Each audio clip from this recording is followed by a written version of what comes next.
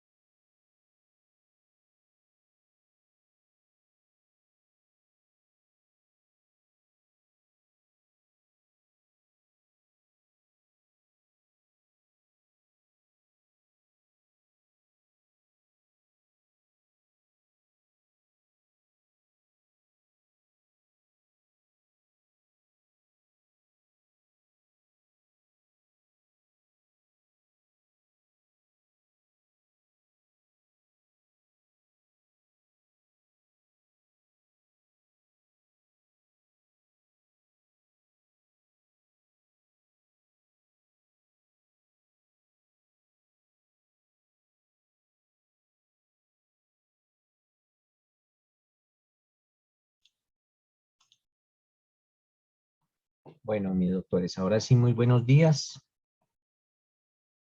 Buenos días, doctor. Conmigo les tocó ver la Buenos días, doctor. Buenos días, doctor. Buenos días. Buenos días, doctor. Conmigo les tocó ver la materia de Derecho Penal General. ¿Ustedes son segundo semestre, doctores? Sí, doctor, segundo semestre. Ah, bueno, perfecto. Entonces Sí, señor. no habían tenido la desgracia de ver clase conmigo, pero ahorita sí van a tener esa desgracia. Algunos de ustedes no sé si haya visto de pronto alguna otra clase, pero bueno. No creo porque ustedes hasta ahora están entrando en estas lides del derecho penal.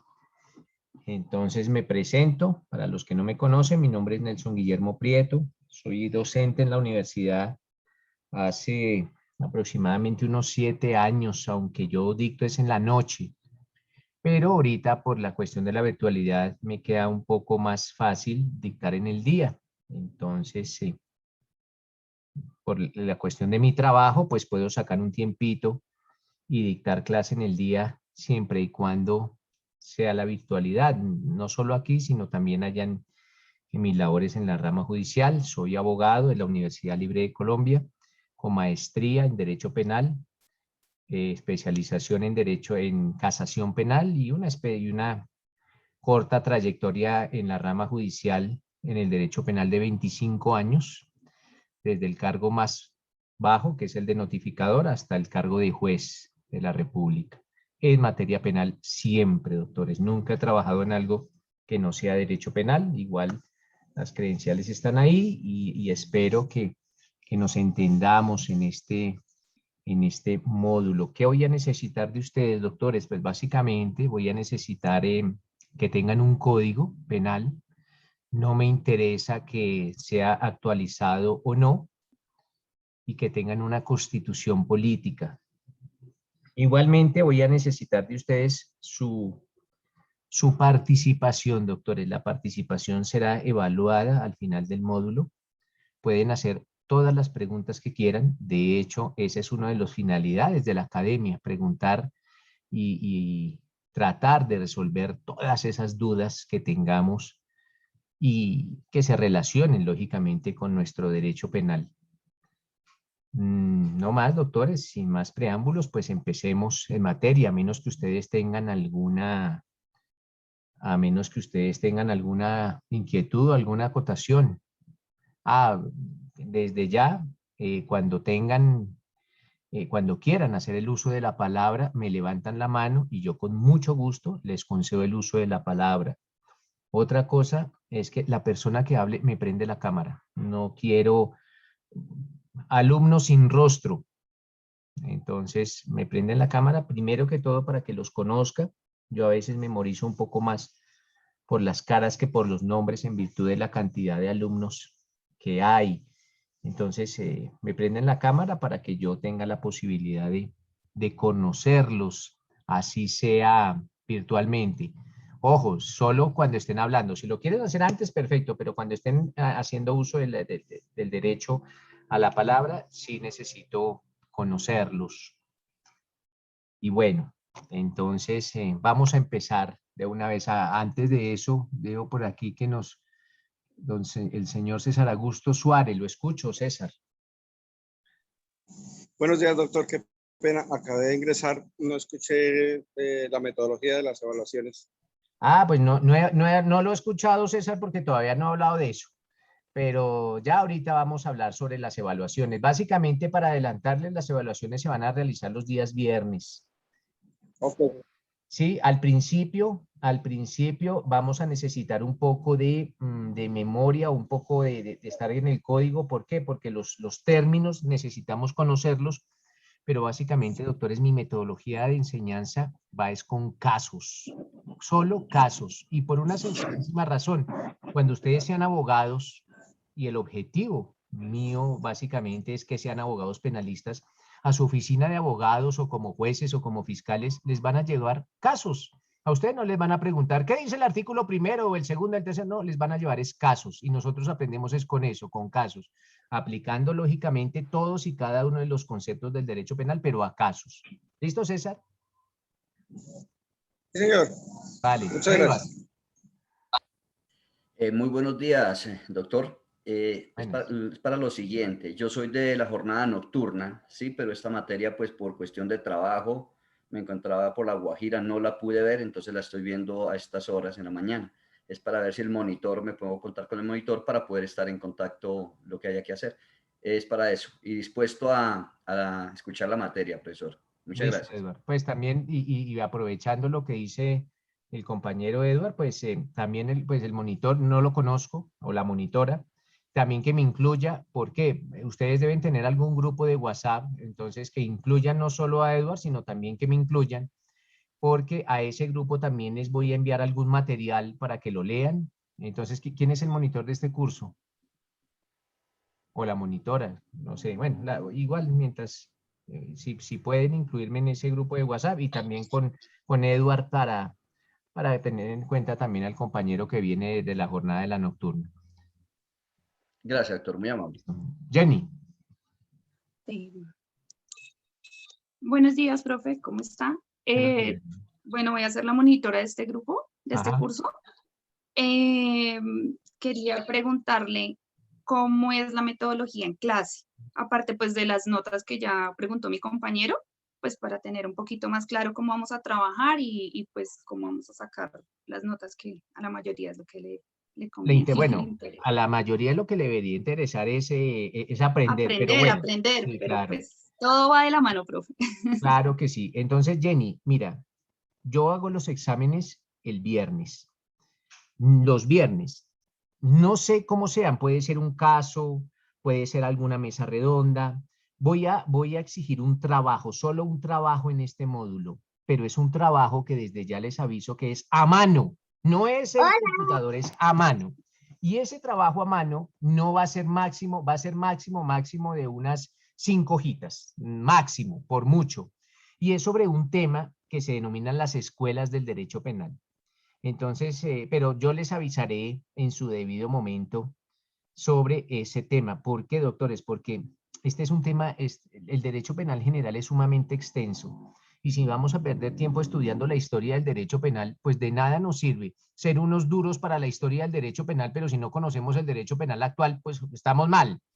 Entonces, sobre la historia del derecho penal voy a exigir un trabajito, pero les repito, es a mano máximo de 5 hojas, no va a ser nada del otro mundo y es individual, pero yo les aviso cuándo. Y eso pues tendrá alguna injerencia en la nota final. De hecho, van a ser el día viernes, pero todavía no nos anticipemos. O sea, por ahora, Jenny, por favor incluye a Edward e inclúyeme a mí en un grupo de WhatsApp si tienen. Y listo. Y ya vamos mirando lo de la nota. ¿Listo, Jenny? Doctor. Sí, Henry Botón. Yo ya conocía a Listo, Henry perfecto. Botón, ya esa cara me es conocida. Sí, doctor, estuvimos viendo Derecho Penal General 1 de tercer semestre, sino que este Derecho Penal no lo había visto, doctor. Entonces, por ¿Te ende, vio me toca especial conmigo, verlo. especial 1? Sí, doctor, lo vi con Ah, usted bueno. mismo. Entonces, para agradecerle y de paso pedirle el favor a Jenny para que me incluya en el grupo. Miren, Henry, precisamente su rostro lo dice todo, el rostro de la desazón y la desgracia que le tocó conmigo otra vez clase, pero bueno, espero que todos tengan ese rostro de tragedia una vez hayamos terminado este módulo. Pero Henry ya vio clase conmigo, entonces él les podrá dar malas referencias, obviamente. Listo, Henry, Les voy a bienvenido. dejar, les voy a dejar Gracias, el doctor. número de mi celular para que me escriban, porfa, al interno para incluirlos. Gracias. Listo, entonces ya tienen ahí el número de la compañera para que lo anoten y para que se incluyan en ese grupo de WhatsApp. Entonces les repito, doctores, me levantan la mano cuando tengan el uso, cuando quieran opinar, cuando quieran preguntar. Esto es la academia. Yo admito, aquí no tenemos ningún sesgo ni con las políticas ni con las religiones, ¿no? Esto es la academia y desde cuando sean opiniones sustentadas y con base en derecho penal, bienvenida sea. Listo, mis doctores. ¿Cómo empezamos esta materia? Pues básicamente el derecho penal lo que busca es sancionar. Es un derecho castigador. ¿Y qué sanciona? Pues sanciona algunas conductas que atentan contra la convivencia pacífica de la comunidad.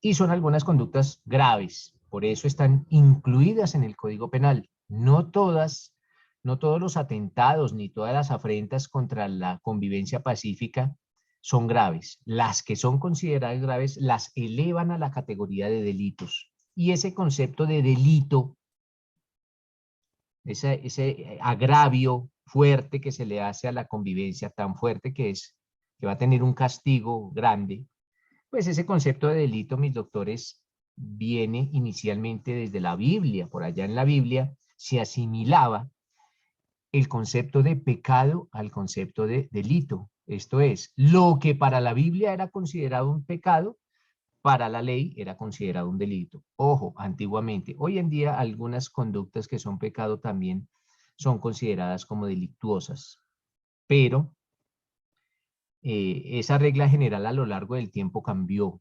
Hoy en día la misma evolución social es la que indica que conductas serán consideradas como delito. ¿Por parte de quién? Pues por parte de los legisladores. Acuérdense que los legisladores son los encargados de hacer las leyes. Y en este caso, la ley que vamos a necesitar o la ley que vamos a estudiar es la ley 599 del 2000. Esa es nuestra ley, ese es nuestro faro, ese es nuestro norte, la ley 599 del 2000. Y esa ley 599 de 2000 es lo que conocemos como el Código Penal. Ese es el Código Penal, la ley 599 del 2000. Y ese Código Penal, en lo que atiende a este curso, se denomina Derecho Penal General, pues este curso va a estudiar, en la medida de lo posible, del artículo 1 al artículo 100. Entonces, la parte general del Código Penal está consagrada del artículo 1 al artículo 100. Es esa hoja de ruta que le da la ley al estudiante de Derecho para entender cómo se castigan los delitos. No vamos a estudiar los delitos, no es la hoja de ruta para que nos diga cómo son las conductas y cómo se castigan esas conductas. Les decía que a lo largo de la evolución social, pues el legislador, el órgano, la rama legislativa del poder público ha consagrado o consagra las conductas que son consideradas como delitos. Ya nos apartamos de ese concepto del pecado. Hoy en día, algunas conductas que antes eran consideradas como delito, hoy en día ya no lo son. Por ejemplo, la bigamia. La bigamia antiguamente era consagrada como un delito, hoy en día no, afortunadamente. Y lo mismo el estupro. El estupro era una conducta que antes era consagrada como delito, hoy en día no lo es. Asimismo, algunas conductas que antes no eran delito, hoy lo son. Valga decir los delitos informáticos, los delitos ambientales, los delitos contra los animales. Antiguamente esas conductas no eran consideradas o no eran elevadas a la categoría de delito, hoy sí lo son. ¿En virtud de qué, doctores? En virtud de la evolución social.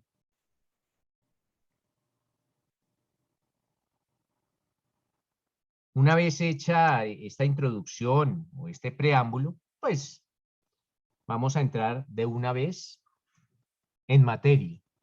Y nos vamos a remitir, doctores, al artículo 1 de nuestro Código Penal. Entonces nos vamos a ubicar en esta ley 599/2000 y nos vamos a ubicar en ese código primero. Ese artículo 1 de la ley, el Código Penal, pues nos habla del mismo tema que nos habla el artículo 1 de la Constitución.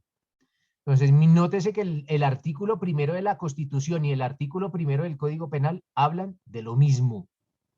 ¿De qué es, doctores? De la dignidad humana. De la dignidad humana.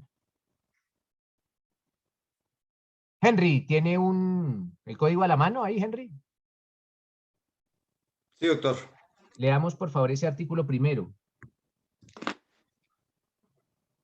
Artículo 1 del Código Penal, Ley 599/2000. Capítulo único. Artículo 1. Dignidad humana. El derecho penal tendrá como fundamento el respeto a la dignidad humana. Perfecto. Doctores, estos primeros artículos del Código Penal se denominan normas rectoras. Esto es, son aquellos preceptos que, de ser posible, se tienen que cumplir en la mayoría de los casos. Aunque la dignidad humana está consagrada allá en nuestro primer artículo del Código Penal, vemos cómo nuestro ejercicio profesional o lo que nosotros nos enteramos por medio de los medios o por medio de algún contacto directo, vemos cómo en ocasiones, doctores, el derecho a la dignidad humana o esta norma rectora de la dignidad humana, en ocasiones en Colombia no se aplica. Por ejemplo, un botón. El trato que se le da a los internos en las cárceles. En algunos casos hablamos de algún trato que atenta contra el principio de la dignidad humana, en virtud del hacinamiento, en virtud de la falta de recursos, en virtud de la falta de una infraestructura adecuada para el número de personas privadas de la libertad, en virtud de algunos casos de corrupción, etc. Entonces, aunque el deber ser es ese principio, ese respeto por el principio de la dignidad humana, en ocasiones vemos que no se cumple a cabalidad. Sin embargo, somos nosotros los abogados, ustedes como futuros abogados, los llamados a que precisamente, no solo en el derecho penal, sino en todas las instancias del derecho, pues se dé aplicación al respeto irrestricto a la dignidad humana. Pero lo que nos acaba de leer Henry es ese primer artículo del Código Penal que nos habla de la dignidad humana. Trato digno. Trato digno ¿a quién? En lo que atañe a nosotros, a la persona que se ve involucrada en un proceso penal. El trato digno. Pero ojo, el trato digno no solo es al procesado, también es a la víctima, porque la víctima también está involucrada en el proceso penal. La víctima lleva un calvario y el procesado lleva otro, y los dos tendrán que ser tratados en respeto o con el lleno de todas las garantías que obedece el respeto a la dignidad humana. Artículo segundo, integración, Henry. Lo voy a abusar de su confianza para que leamos estos primeros artículos, por favor. No hay ningún problema, doctor, para eso estamos. Artículo segundo, Código Penal.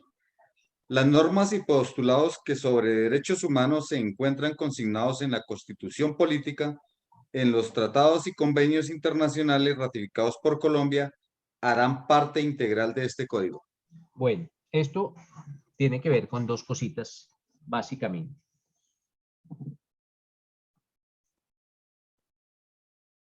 Nosotros tenemos o vamos a consagrar lo siguiente, mis doctores. Cuando ustedes estudien o cuando estudiaron el derecho constitucional, ojo, la Constitución Política de Colombia, y llegaron a un artículo, esto es al artículo 93 de la Constitución. En ese artículo dice, o para mejor entender, una forma de interpretar ese artículo es el siguiente, el 93 de la Constitución, que se conoce como el bloque de constitucionalidad. El artículo 93 de la Constitución nos habla de una figura que se denomina el bloque de constitucionalidad. Y el concepto bloque de constitucionalidad significa lo siguiente, doctores. La Constitución no solo es lo consagrado en ese libro, en el libro Constitución Política. No, la Constitución es más amplia. A la Constitución se le deben agregar o se deben integrar a la Constitución todos aquellos convenios o tratados internacionales que traten sobre derechos humanos y que prohíban su limitación en estados de excepción. Entonces, si yo quiero estudiar la Constitución, tengo que estudiar el libro de la Constitución Política y los tratados y convenios internacionales ratificados por Colombia que traten sobre derechos humanos y que prohíban su limitación en estados de excepción. Eso también hace parte de la Constitución.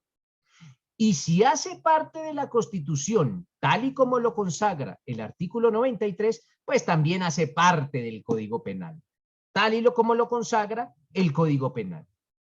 Entonces, para nosotros los penalistas, el Código Penal no solo es la Ley 599 del 2000. Aparte de la Ley 599, también harán parte del Código Penal todos los tratados internacionales que traten sobre derechos humanos y que prohíban su limitación en estados de excepción. Y esa es la forma de entender básicamente el concepto de integración. Artículo 3º, Henry. Artículo 3º, Código Penal. Principios de las sanciones penales. La imposición de la pena o de la medida de seguridad responderá a los principios de necesidad proporcional y racionalidad. Proporcionalidad, Proporcionalidad y razonabilidad. El principio de necesidad se entenderá en el marco de la prevención y conforme a las instituciones que lo desarrollan. Perfecto. Entonces, espérenme en un momento, doctores. Voy a compartir pantalla para tratar de acercar esta clase lo más posible a la presencialidad.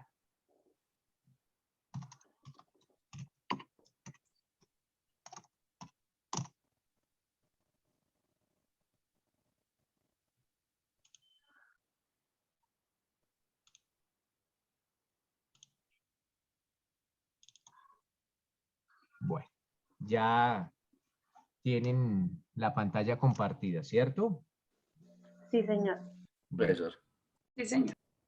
Entonces, vamos a hablar, mire, en derecho penal somos castigadores, o ustedes van a ser castigadores en caso tal que sean jueces, y van a imponer castigos. Eso es lo que hace el Código Penal, imponer castigos. ¿Castigos para quién? Pues castigos para las personas que cometan delitos, que infrinjan la ley penal, que atenten contra la ley penal.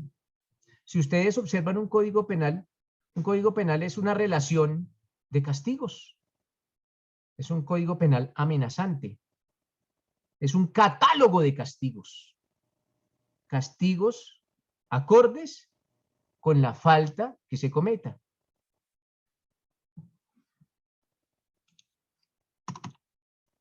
En tratándose no de los castigos, sino de las personas, vamos a hablar de las personas que cometen delitos. Existen dos clases de personas, mis doctores. Los imputables y los inimputables. Esto estamos analizando, mis doctores, en las personas que cometen delitos. Les pregunto, me levantan la mano si tienen una posible respuesta y aquí podemos cometer todos los errores del mundo. Les pregunto, mis doctores, ¿qué entienden ustedes por una persona imputable? Imputable. Para ustedes, ¿qué es un imputable? Escucho a Camila Suárez. Hola, profe, buenos días. Bueno, yo entiendo por una persona imputable, una persona que está en las capacidades de, pues, por decirlo de alguna manera, de cometer el delito, que no está, por ejemplo, bajo los efectos de las drogas, o que no es una persona, digamos, interdicta, así por el estilo, o sea, que estaba, digamos, en plena facultad para hacer lo que hizo, para cometer el delito. Gracias, Camila. ¿Qué nos dice César Augusto? Profe, la imputable es aquella persona sindicada de un delito. Vale, César Augusto, gracias. ¿Qué nos dice María? Yo, profesor, pues para mí un imputable es una persona que puede cometer el delito, o sea, que tiene la capacidad física y mental para cometer delitos, Vale. pero no puede, no quiere decir que sea el culpable. Ah, no, todavía no estamos por allá llegando, pero ya vamos a llegar. ¿Qué nos dice Yair?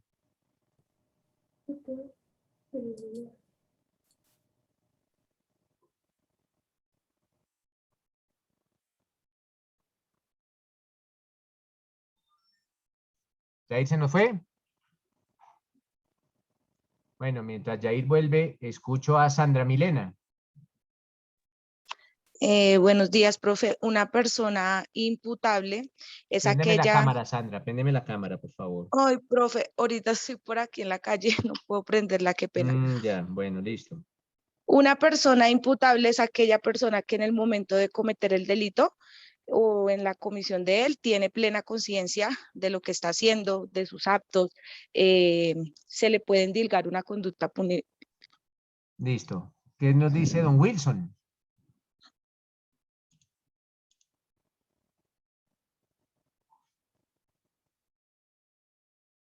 Tiene el micrófono apagado, don Wilson. Buenos días. Como se refiere en el término es, y ahí también me sale una pregunta, es persona a la cual se le pueden atribuir algún delito. Es imputar, ¿sí? Y me cabe la duda es de que si ahí sería una persona natural o jurídica. Es básicamente Listo, eso. ya vamos a resolver esas dudas. ¿Listo, Wilson? Listo. Gracias. Pilar Castro. Profe, una persona imputable es aquella que tiene la capacidad de discernir entre lo que está bien y lo que está mal y sin embargo comete los actos y está propenso a que se le sea aplicada la ley. Listo, Pilar. Atención. María Fernanda. Sí, señor. Una persona imputable es aquella que tiene la capacidad de entender la conducta que hizo que está mal, aquella conducta que lesiona, bueno, ahí llegué, la dignidad humana o que lesiona aquello todo que está escrito en el Código Penal. Listo, María Fernanda. Paola. Sí. Buenos días, doctor. Buenos Ya días. pongo la cámara. Bueno, pues una persona imputable es aquella que es la responsable de cometer un delito y pues también depende de la conducta que esta persona pues haya generado a otra persona. Listo. Y Wilson, gracias, Paola. Wilson ya volvió.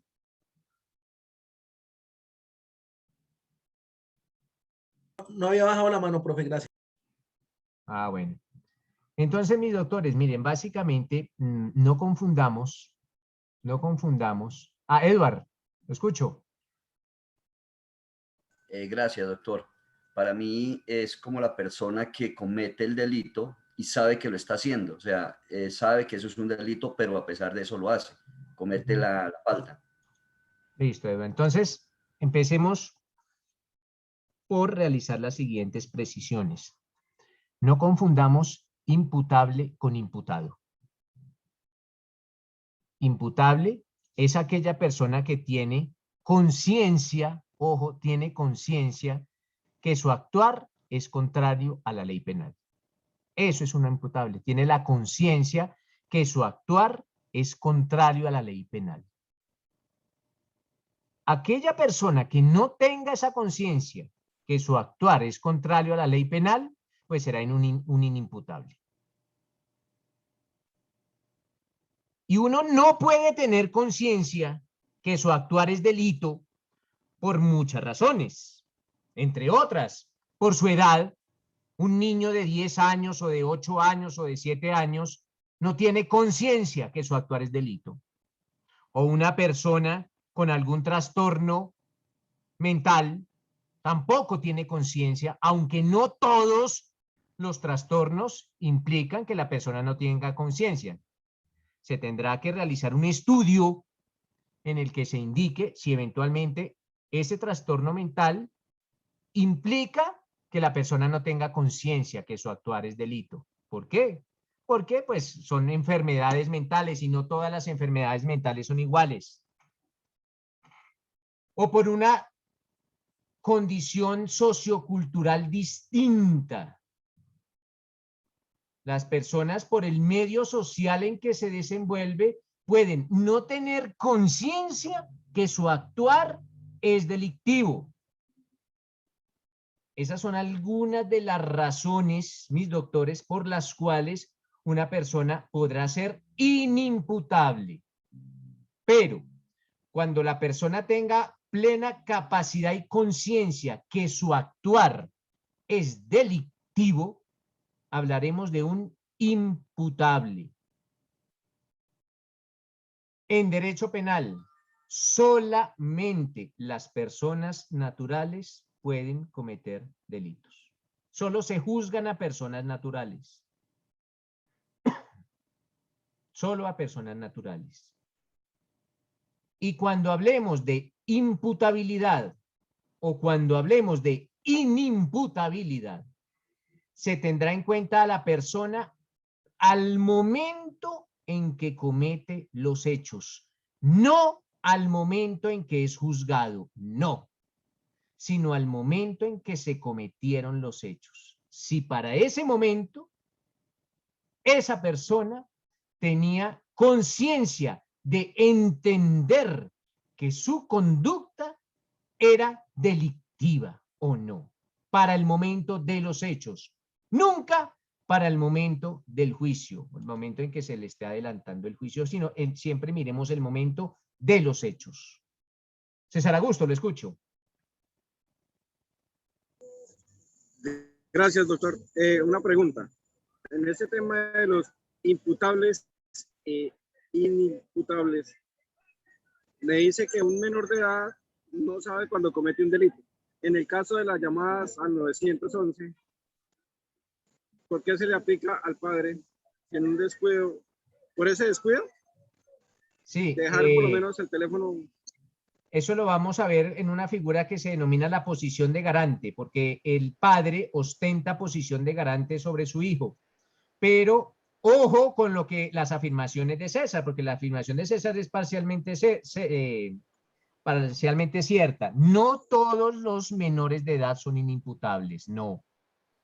Solo algunos menores de edad. ¿Por qué? Porque los mayores de 14 años son imputables. Lo que pasa es que con los mayores de 14 años se va a aplicar otra clase de sanción u otra clase de castigo. Las sanciones y los castigos establecidos en el Código de la Infancia y la Adolescencia, pero son imputables. Si no la doctrina los denomina imputables relativos. ¿Por qué? Porque les van a aplicar una sanción, sí. Les van a aplicar un castigo, sí. Pero no el castigo del Código Penal, sino el castigo del Código y la Infancia y la Adolescencia.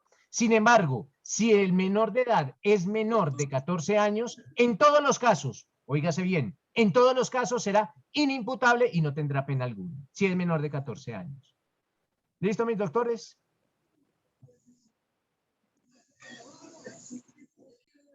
Entonces, volvemos acá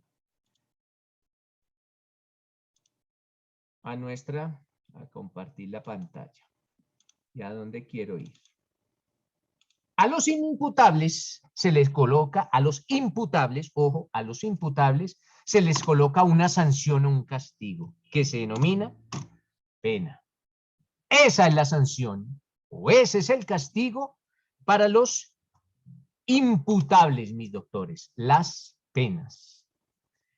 A los inimputables también se les coloca una sanción o también se les impone un castigo en caso tal que lleguen a cometer un delito y sean sancionados, sean determinados responsables, sino que la sanción para los inimputables no se denomina pena.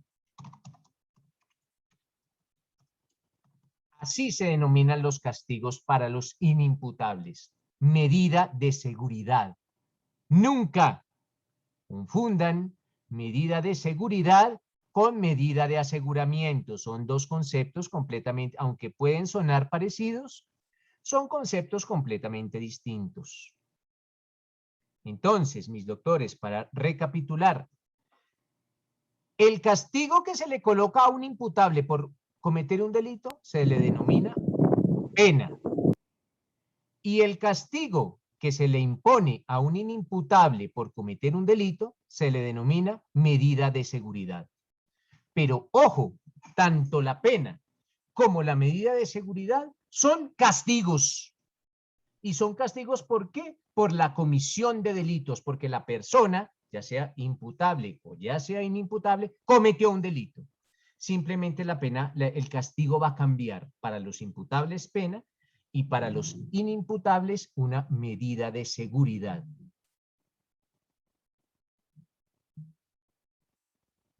Y esto lo tenemos que tener claro cuando nos remitíamos, o el doctor Henry nos leía el artículo 3º. ¿Por qué? Porque el artículo 3º es muy claro en indicar que la imposición de la pena o de la medida de seguridad. Ah, ya sabemos en qué consiste una pena y en qué consiste una medida de seguridad. La pena de los castigos para los imputables y la medida de seguridad de los castigos para los inimputables. Entonces, dice, la imposición de la pena o la medida de seguridad responderá a principios de necesidad, proporcionalidad y razonabilidad. Esto quiere decir, mis doctores, que el juez, cuando vaya a imponer... Profesor, qué pena. Sí, dígame. Es que no, yo, Vanessa Cardona, es que no alcancé a escuchar la partecita, se me entrecortó y me perdí. Préndeme la cámara, Vanessa. No alcanzó a escuchar cuál parte.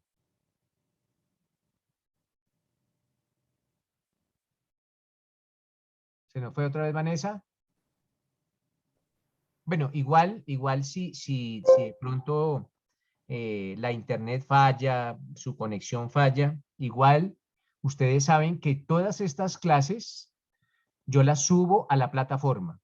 Entonces, si ustedes son masoquistas y quieren volver a escuchar la clase, porque es un acto de masoquismo, la encuentran en la plataforma. No solo esta, sino todas mis clases. No sé si Profe, ¿la sube todos los días después de cada clase o a qué horas? La subo todos los días entre 10 y 11 de la noche, Melquisedec, porque a esa hora es que me queda tiempo. Entonces, Ok, profe, muchas al otro gracias. día, y como para repasar, o les digo, si quieren ser masoquistas y volver a escuchar todo este acarreta, pues lo pueden hacer. ¿Vale? Listo. Entonces Gracias, les profesor, decía, muy amable. listo. Entonces les decía que ya sea una pena o ya sea una medida de seguridad, ese artículo 3º del Código Penal, dicen, ojo, señor juez, el juez es el que impone las penas y el juez es el que impone la medida de seguridad. Es el juez. Nadie más. Y es un juez penal. Ni es un civilito, ni laboralito, ni administrativito, nada. Es un juez penal.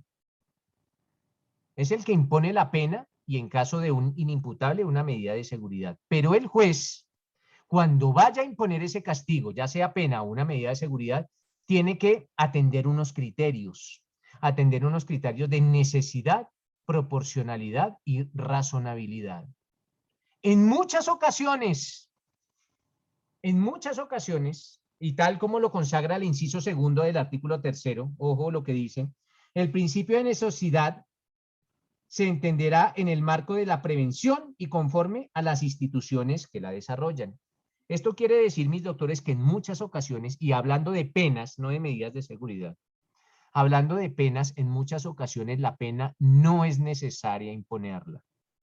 El juez analizará cada caso en específico.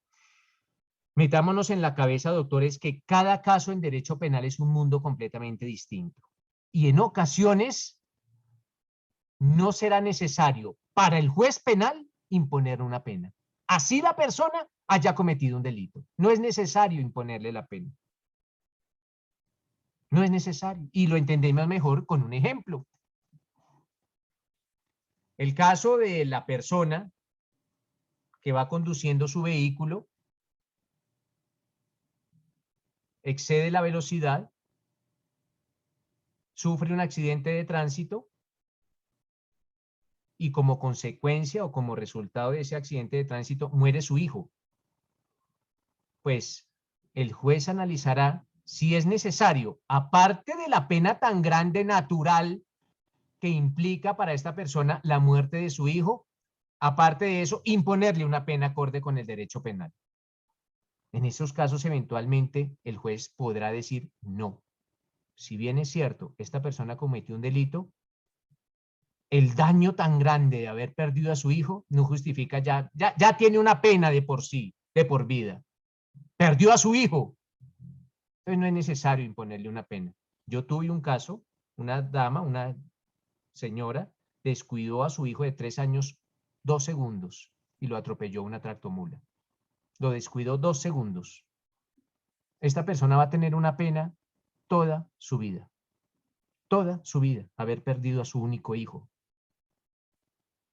el juez hace un análisis de necesidad de la pena. En ese caso no es necesaria la pena. ¿La señora cometió un delito? Sí, un delito culposo. Ella descuidó su falta al deber objetivo de cuidado, descuidó a su hijo y como consecuencia hubo un daño.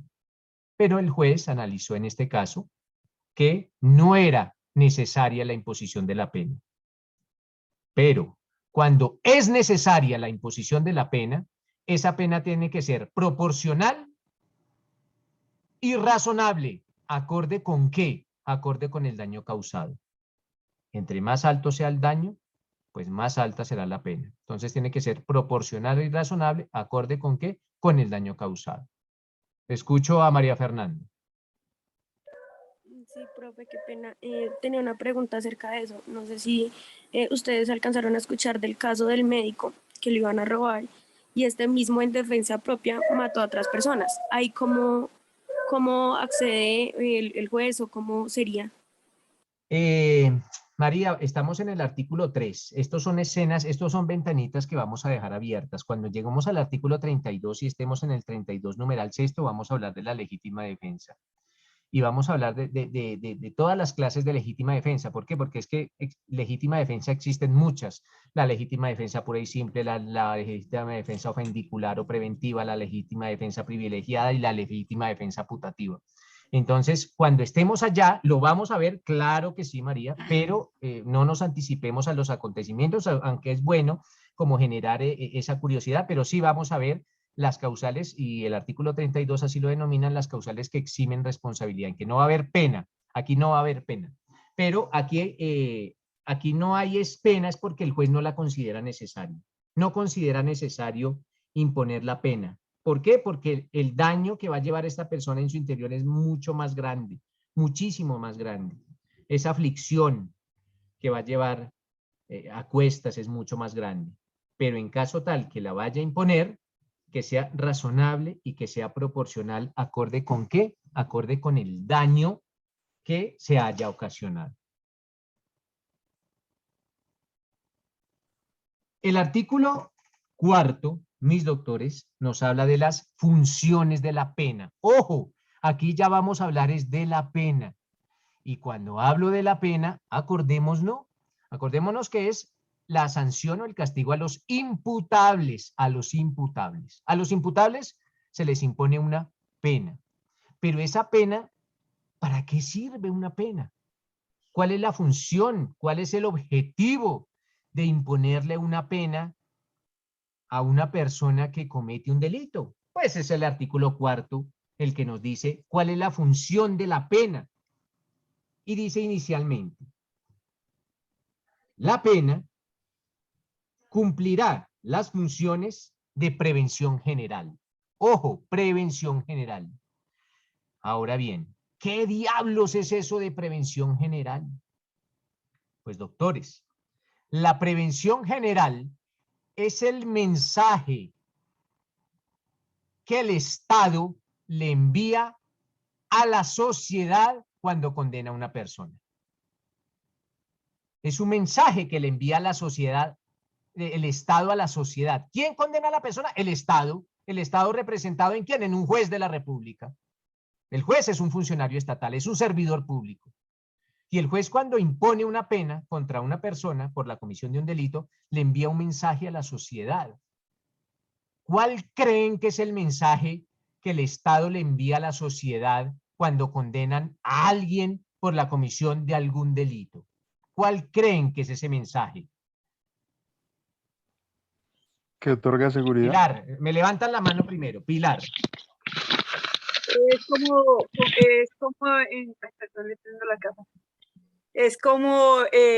decirle a la sociedad que tiene un referente, que si con ese referente no aprenden, o es como enseñar a la sociedad que con ese referente si hay un castigo ejemplar sobre el delito, ese mismo delito. Vale, Pilar. ¿Qué nos dice María? Es como como los lineamientos que le da el Estado para que uno le diga a la sociedad, mire, usted comete un delito y aquí va a estar un juez que lo va a juzgar. Listo. ¿Qué nos dice Camila? Yo digo que es como el reflejo que se le da a la sociedad de que si comete un delito, pues va a recibir X pena. Listo. Aquí dice Chinchilla. ¿Y quién es Chinchilla? ¿El nombre de Chinchilla cuál es? Moisés Chinchilla, doctor, buenos días. Qué pena, Listo, ya lo hombre, corrijo. Moisés, lo escucho. Bueno, para mí inicialmente es contrario el equilibrio que el Estado le impone al delito, perdón, es encontrar el equilibrio que el Estado le impone al delincuente para con la sociedad. Pero espéreme, Moisés. La pregunta es, ¿qué mensaje le envía el Estado a la sociedad cuando condena a alguien? Pues para mí sería eso. Como, bueno, ¿Qué ese es mi mensaje? punto ¿Qué de le está diciendo el Estado a la sociedad cuando a alguien le dice, mire, este cometió el delito de homicidio y lo voy a condenar, dice el juez, a 20 años? ¿Qué le estoy diciendo a la sociedad? No al condenado como tal, sino a la sociedad.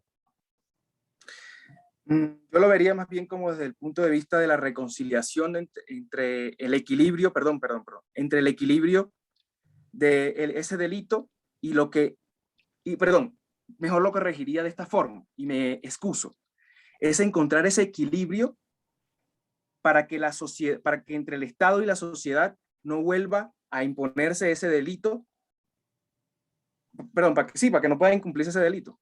Vale, Diría yo así. listo. Moisés, gracias. ¿Qué nos dice don Wilson?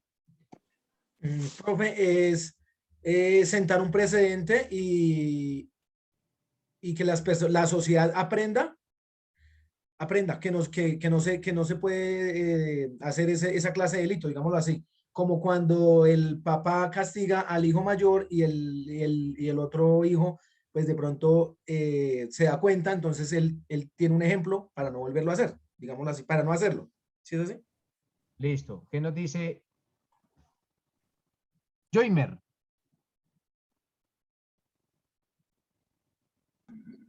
Bueno, buenos días, profe. Yo pienso que envía dos mensajes. El primero hace referencia al poder que ejerce el Estado sobre los ciudadanos y pues para que las personas entiendan que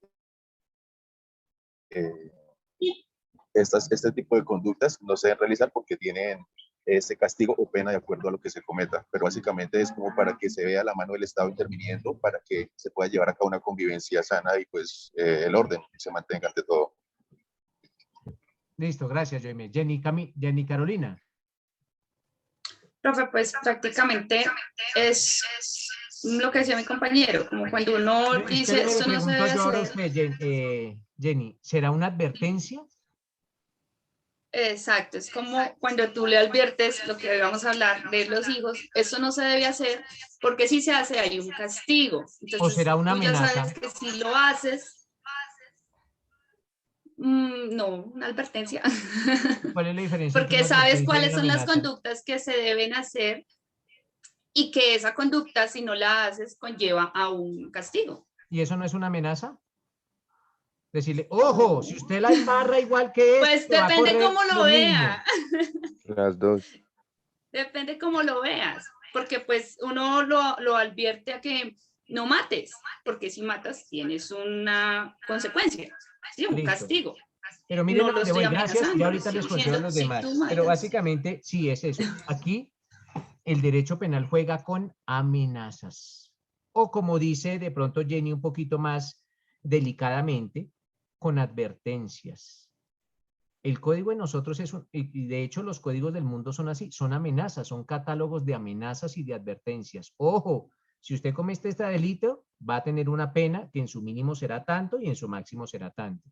Pero ese es el mensaje que el Estado le envía a la comunidad o a la sociedad cuando condena a alguien. La amenaza. Le dice, miren cómo le fue a este. Si ustedes hacen lo mismo que este, les va a ir igual o peor. Eso es una amenaza, es una advertencia a la sociedad o a la comunidad.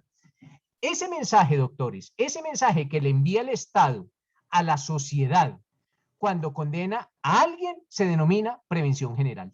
Eso es la prevención general, porque básicamente el Estado realiza esa advertencia es para prevenir futuros delitos, para prevenirlos de la comunidad o de la sociedad.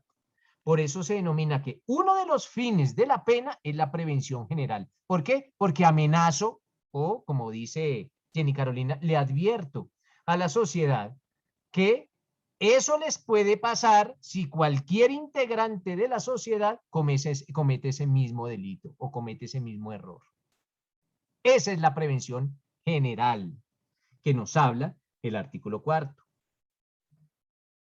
Otra de las funciones de la pena se denomina la retribución justa. En la mayoría de los casos, lo que se buscaría, aparte de la pena, aparte de la prevención, es que se resarcieran los daños que se ocasionaron con el delito. Que se repararan esos perjuicios. Ojo, eso es lo que se busca. No estoy diciendo que eso suceda en la mayoría de ocasiones, pero ese es uno de los fines de la pena. Si yo fui víctima de un delito contra mi patrimonio, pues aparte de la persona vaya a la cárcel, pues lo importante también es que por lo menos se reparen algunos de los daños que se me ocasionaron. ¿Qué saco yo con esa persona en la calle y mi patrimonio se desfalcó en 1.000 o en 2.000 o en 3.000 millones de pesos? En ocasiones hasta es preferible que esa persona no esté en la cárcel, pero que haya resarcido los daños. Eso es lo que se busca. En algunos delitos puede ocasionar, pues se puede presentar la figura del resarcimiento de los daños, en otros no. En un homicidio, pues por más dinero que se le dé a la víctima, nunca se resarcirán esos daños. De pronto aliviará un poco el dolor, qué sé yo, será de paliativo el dolor, pero la persona, ya, esa pérdida es en muchas ocasiones irreparable. O en un caso de una violación es un delito que deja secuelas en la mayoría de los casos durante toda la vida de la víctima. Por más dinero, por más tratamientos psicológicos, en algunos casos los daños son irreparables. Pero en la medida de lo posible, uno de los fines de la pena es, tal como lo consagra el artículo 4, pues esa retribución justa. También nos habla, doctores, del artículo 4 del Código Penal, que otra de las funciones de la pena es la prevención especial. Ojo, prevención especial. Ya sabemos en qué consiste la prevención general. Ya lo sabemos. La prevención general es el mensaje que el Estado le manda a la sociedad cuando condenan a alguien. Ahora les pregunto, ¿cuál es el mensaje que el Estado le manda al condenado, no a la sociedad, sino al condenado, a esa persona que enfrentó el proceso penal y lo perdió y el juez lo halló penalmente responsable del delito y lo condena? ¿Qué mensaje le envía el Estado a esa persona ya individualmente considerada? ¿Cuál será el mensaje? Ya no a la sociedad, a él o a ella. ¿Cuál es el mensaje que le envía? ¿Qué nos dice Juan Carlos Peña? Profe, yo pienso que el mensaje que le deja el Estado a ese condenado es que por cada cosa que uno haga mal, que incumpla a nivel jurídico, pues va a tener una pena. Y lógicamente, pues será ejemplo para los demás de la sociedad. Listo, Juan Carlos, gracias. ¿Qué nos dice Paola? Doctor, pues primero que no vuelva a reincidir, o sea, que no vuelva a hacerlo, no vuelva a cometer el delito. Sería eso. O sea, decirle, ojo, no vuelva a cometer delitos porque ya le impuse una condena por un delito que cometió. Correcto. Vale, perfecto. ¿Qué nos dice don César Augusto? Sí, señor. Nos dice, primero, sienta un precedente. Y segundo, pues lo está advirtiendo. Pero en ese caso yo tengo una pregunta, pues. ¿Por qué siempre la pena llega a recibir un castigo intramural o que tiene que dar un dinero, un recurso? Y nunca se tiene en cuenta que puede también hacer un trabajo social. Saldría más económico tener una persona trabajando que tenerla ya haciendo nada y recibiendo del Estado, ¿no? El objetivo, César, sería que estuviera trabajando, pero en la cárcel, sino que todavía nuestro sistema todavía no ha llegado a ese nivel de evolución, pero deberían existir fábricas dentro de las cárceles. ¿Para qué? Para que estas personas redimieran pena y le fueran más útiles a la sociedad. Eso no es un problema del código, sino es un problema de la institucionalidad, es un problema de estructura de nuestro sistema carcelario, César. Porque igual, profesor, cuando envían a alguien a la cárcel por, digamos, los alimentos, y allá no va a trabajar, sale de la cárcel y vuelve a entrar. Claro, pero si porque va a no, incumplir. si no pagó, sí, si no pagó afuera, mucho menos adentro, pero por lo menos adentro le vamos a mandar la prevención especial y la general. De privar de la libertad a alguien es afectar el derecho más importante de un ser humano después de la vida, que es la libertad. La libertad. Sí, entonces por lo menos hay una pequeña prevención general en decir, mire, su libertad puede verse afectada en caso tal de los alimentos, pero ya vamos a ver más adelante en profundidad cada uno de esos casos. ¿Qué nos dice Edward? Doctor, por la falta cometida, pues se sufre o obtiene una sanción, ¿sí? Y ahí pues a obtener la sanción el Estado le está diciendo no puede cometer eso, pues porque ya efectivamente ya fue sancionado por la falta. Y si lo vuelve a cometer, pues ya, bueno, ahí ya van otros causales. Vale, listo, Gracias. Edward, gracias. ¿Qué nos dice Pilar? Es la amenaza individual que se le da al sujeto, es la amenaza individual directa que se le da al sujeto para que no vuelva a cometer la falta. Vale, Carolina. Ahora Jenny Carolina, gracias, Pilar. Profe, ahí lo podríamos ver que también queda en los antecedentes judiciales. Pero mira que los antecedentes, O sea, solo estamos hablando de la pena, Jenny, solo de la pena. Pero podría ser como parte del castigo dependiendo pues la pena que fue, ¿no? Pues Sí, aunque los antecedentes queda no son como los castigos, reflejado sino- y es de lo que le está dando al condenado, pues a veces afecta eso cuando salen, le está dando un mensaje, si lo vuelves a hacer, pues también te va a afectar en tu vida pues, social cuando salgas de cometer este delito, bueno, la pena que le impusieron.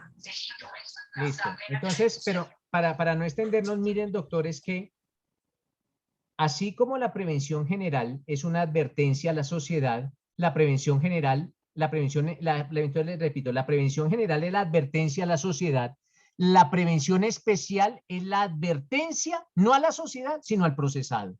Ojo, ya sabe lo que le pasó por cometer este delito. Si lo vuelve a cometer o vuelve a cometer otro, usted ya sabe cómo le va a ir.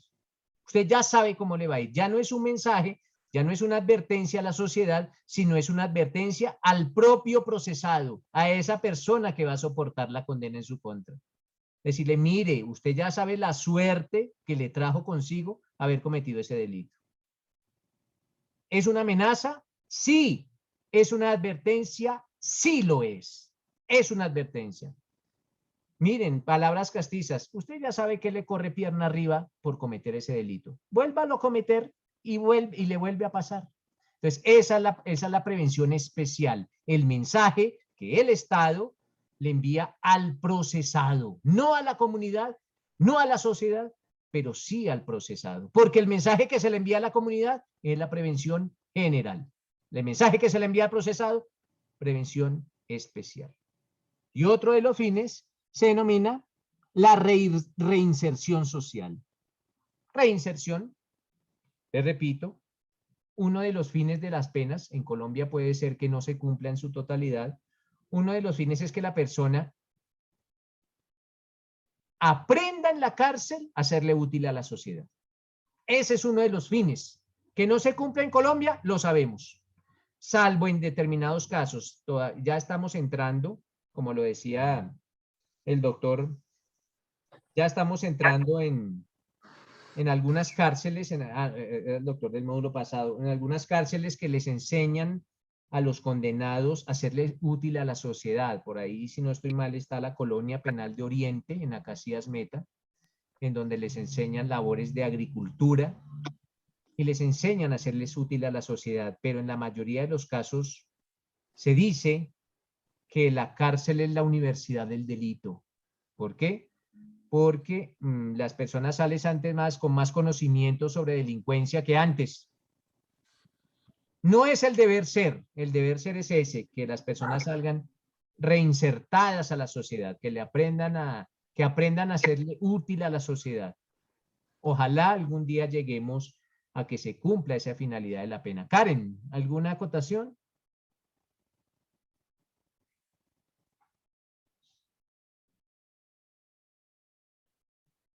Bueno, Karen se nos fue. Melquisedec. Sí, profe, muy buenos días. Pues en lo que usted acabó de decir, pues me cortó un poco en lo que yo iba a decir porque era algo así acerca de la rehabilitación y eso. Pero entonces yo diría también, profe, que teniendo en cuenta que cada vez que una persona comete un delito y es condenada o adquiere una pena, la ley, o sea, ya quiere un antecedente. La ley ahí es un poco dócil en cuanto, cuando ya hay antecedente, es un poco más severa la ley, entonces digamos que le está como advirtiendo, mire, esto le pasó por cometer este delito y una vez lo vuelva a cometer, vamos a ser menos dócil o vamos a ser un poco más severo y de que esa persona en la cárcel adquiera pues como el conocimiento de que ya me sucedió esto, si lo vuelvo a cometer, pues me sucede lo mismo o peor. Pues fue algo así de lo que usted acabó de decir, profe. Mire, Melquisedec, con base en lo que usted dice, tengamos, aunque lo vamos a estudiar cuando estemos por allá en el artículo 58, tengamos en cuenta lo siguiente. El tener antecedentes no aumenta las penas, pero el no tenerlos sí la disminuye. ¿Listo? A eso me refiero. El tener antecedentes no quiere decir que después me va a ir peor, no. Pero cuando no los tenga, en la primera oportunidad sí me va a ir un poco, o sea, el trato va a ser un poco más benigno para conmigo. ¿Por qué? Cuando no los tengo. Pero si los llegare a tener, el juez no me puede tratar más fuerte por tener antecedentes. Si el juez lo hiciera, el que termina en la cárcel es el juez, porque se está saliendo de la ley, pero le repito, cuando estemos en el 58 lo vamos a estudiar con más profundidad, ¿vale? Ok. Listo. Entonces, mis doctores, en eso consiste básicamente las funciones de la pena del artículo 4. Y el artículo 5, doctores, ya no habla de las funciones de la pena, sino habla de las funciones de las medidas de seguridad, o sea, de los castigos para los inimputables. Y dice, en el momento de la ejecución de la medida de seguridad, operan las funciones de protección, esto es, vamos a proteger a esa persona, porque esta persona no tenía conciencia, lo tratamos casi que como un enfermo, una curación, vamos a someter a esta persona a un tratamiento para que se cure, en el caso de las enfermedades mentales, tutela, protección del Estado, y rehabilitación. Entonces, nótese que las funciones son otras. Las funciones es tomar a esa persona que cometió el delito en estado de inimputabilidad y curarlo. Entonces, una cosa es la función de la pena y otra cosa muy distinta es la función de la medida de seguridad. Nos vamos al artículo 6, que nos habla de la legalidad. Principio o norma rectora de la legalidad. Ese artículo 6, doctores, dice así, en su primera parte. Estos los tenemos, esos artículos cuando los vamos a estudiar, los tenemos que desmenuzar para poder entenderlos a cabalidad. Dice, nadie podrá ser juzgado sino conforme a las leyes preexistentes al acto que se le imputa ante juez o tribunal competente. Hasta ahí. Doctores, esa primera parte del artículo 6 que nos habla del principio de legalidad nos dice lo siguiente, para que nosotros lo entendamos mejor. Cuando una persona vaya a ser juzgada por un delito, ya debe existir una ley que dice que esa conducta es delito. Debió existir con anterioridad. O sea, ya debe existir una ley que diga, ojo, esa conducta es delito. Por ejemplo, si ustedes cometieron un homicidio hoy, pues ya existe el Código Penal en su artículo 103 que dice que matar es delito. Ya existe. Y de hecho, no solo existe la ley, sino también existe el juez que los va a juzgar, que es un juez penal del circuito. Entonces, tanto la ley que los va a juzgar como el funcionario que los va a juzgar ya tiene que existir. ¿Antes de qué? Antes de que ustedes cometan el delito. Esto tiene unas excepciones y vamos a ver cuáles son. Pero ya tiene que existir la ley. Y ya tiene que existir el juez. No el juez como persona, sino el juez como institución. Si ustedes cometen un delito hoy de hurto, ya está el juez. Allá está un juez del circuito o un juez municipal. Ya está. Y ya está la ley, claro, está el artículo 238, 239, 240 que nos habla del hurto. Ya están. En eso radica la primera parte del principio de legalidad. Primero, ya tiene que estar el juez. Y segundo, ya tiene que estar la ley. Antes de que yo cometiera el delito. Les decía, doctores, que ese principio de legalidad en su primera parte tiene excepciones. Y en Colombia, actualmente hay 2 excepciones al principio de legalidad. Y esas excepciones las conocen ustedes como las justicias transicionales. Justicias transicionales. En Colombia actualmente se presentan 2. Una se denomina la Justicia Especial para la Paz, la JEP. Y la otra se denomina Justicia y Paz. Una para los guerrilleros y otra para los paramilitares. Pues en regla general, porque también otras personas pueden verse juzgadas por la Justicia Especial para la Paz o por Justicia y Paz. Pero miren, doctores, ¿qué fue primero? ¿La JEP o los delitos de los guerrilleros? Entonces uno dice, no, los delitos de los guerrilleros fueron primero. Después de los delitos de los guerrilleros se creó la ley que creó a raíz del este convenio de paz. ¿Y qué fue primero? ¿Los delitos de los guerrilleros o que se crearan los jueces? No, primero fueron los delitos de los guerrilleros. Después fue que se crearon los jueces. Entonces ustedes dirán, no, pero es que el principio de legalidad dice que el juez ya tenía que existir y la ley ya tenía que existir. Pues sí, son excepciones al principio de legalidad.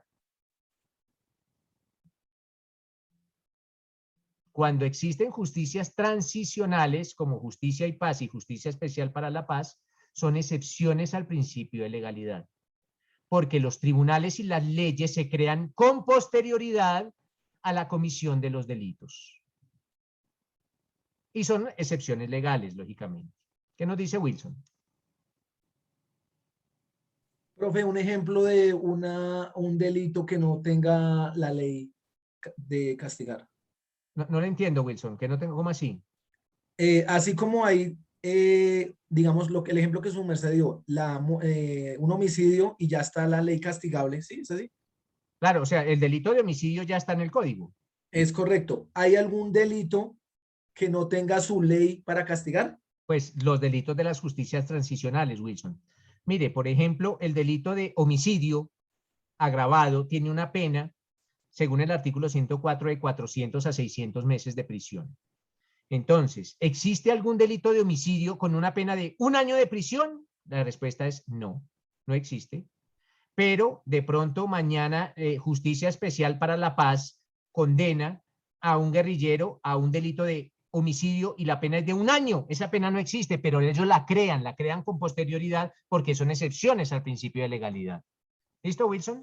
Listo, Por eso profe, es que a esas personas, por ejemplo, a los de Justicia y Paz, a los paramilitares, que confesaban el asesinato de 500 personas. Y por 500 personas a uno nunca le van a imponer una pena de 8 años de prisión. A ellos sí. ¿Por qué? Porque ellos crean una ley, el Estado crea una ley después para juzgar estos delitos. Esas son las excepciones, las justicias transicionales. No yéndonos tan lejos con eso, con la JEP y la Justicia Especial para la Paz, en el ámbito, digamos, En el ámbito diario, ¿no hay un delito así como algún ejemplito ahí pequeñito? No, es que Si lo vemos. en la vida diaria nosotros no tenemos justicias especiales. A nosotros nos rige el Código Penal. Listo, profe, muchas En gracias. la vida diaria, las justicias especiales son para ciertas personas, esas justicias transicionales. ¿Y esto nace de dónde? Esto nace de la Segunda Guerra Mundial. Acuérdense, doctores, que en la Segunda Guerra Mundial los que pierden son los nazis y los que ganan son los aliados. Y después que ganan los aliados, crean un tribunal que se denomina el Tribunal de Nuremberg para juzgar a los nazis. Pero ellos crean el tribunal después que los nazis cometieron los delitos, con unas leyes especiales después que los nazis cometen los delitos. Entonces son excepciones al principio de legalidad, porque el nazi podría decir, pero es que este tribunal no existía antes, pues no existía antes, pero vamos a crearlo nuevo.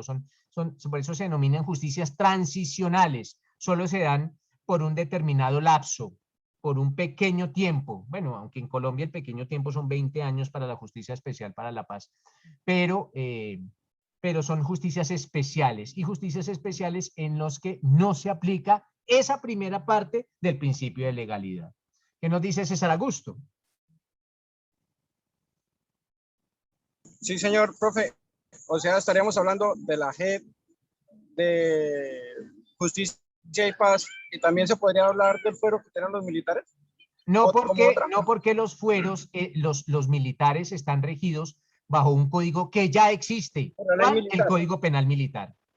Ya existe ese código. Ese código es creado antes del delito. Por ejemplo, si hoy comete un militar un delito, hoy, pues lo juzgan con una ley que ya existe. ¿Cuál? La ley del Código Penal Militar, y ya existe el juez penal militar. Entonces aquí no hablamos de esto no se denominan excepciones al principio de legalidad, sino lo que ocurre con los militares, lo que ocurre con los indígenas y lo que ocurre con los adolescentes no son excepciones, sino son fueros. Por eso se llaman fueros. Fueros penal militar, fuero indígena y el fuero de infancia y adolescencia, en los cuales se juzgan a las personas con otras leyes distintas al Código Penal, sí, con otras leyes distintas, pero esas leyes ya existen y esos funcionarios ya existen.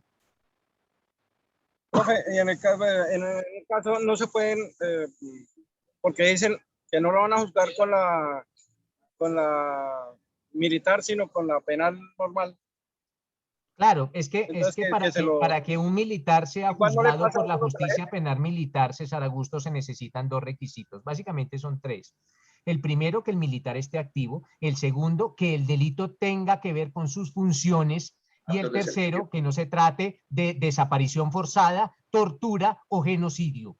Porque así se tratará de desaparición forzada, tortura o genocidio, así el militar esté activo y así tenga que ver con sus funciones, será la ordinaria la que lo juzgue. Pero si el militar es activo, si está el delito dentro del ejercicio de sus funciones y no se trata de desaparición forzada, tortura o genocidio, será la justicia penal militar la encargada de juzgar a esa persona, porque pues tienen ese fuero. Lo mismo el indígena que comete el delito y está todavía vinculado a su resguardo, será la justicia indígena la que juzgue esos casos. Son ejemplos de fueros, pero eso lo vamos a ver posteriormente, lo de los fueros, tanto el indígena como el penal militar, como el de los adolescentes. ¿Qué nos dice don Moisés? Doctor, disculpe, solo quería que me aclarara la duda de la justicia transicional. Es que me quedó un poco enredado ese concepto. Mire, ¿Es Moisés, la que nos rige a nosotros? Claro, no, la justicia transicional no, a nosotros es la justicia común y corriente, pero por ejemplo a los paramilitares, ellos cometieron el delito hace 6 años y los juzga un tribunal que se creó con posterioridad.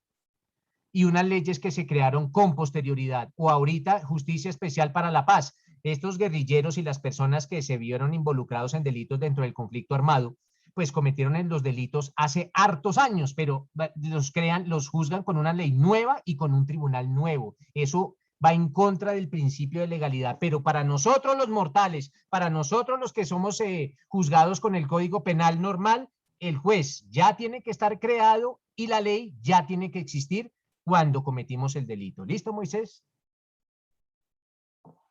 Muchas gracias, doctor.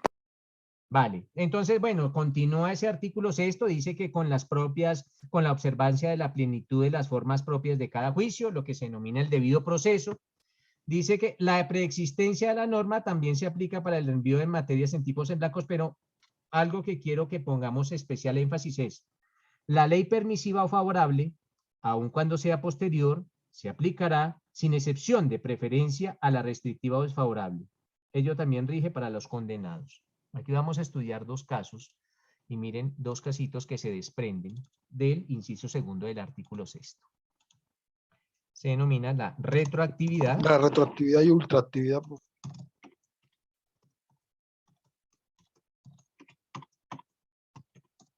La retroactividad y la ultraactividad de la ley penal. Ojo, de la ley penal. No de la ley civil, ni laboral, ni administrativa, ni familia, no. Aquí estamos hablando entre penalistas. Nosotros somos penalistas y mi objetivo es que todos ustedes sean penalistas en un futuro. No me importa la competencia porque yo ya estoy tan viejo que estoy de salida y ustedes están entrando hasta ahora. La retroactividad y la ultraactividad en la ley penal. ¿Qué significa la retroactividad? Siempre tengamos como parámetro lo siguiente, mis doctores. A una persona se le juzga con la ley vigente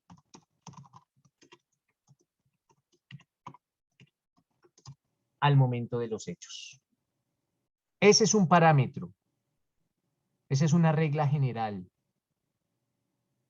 Por eso es bueno, doctores, que nosotros tengamos códigos penales antiguos.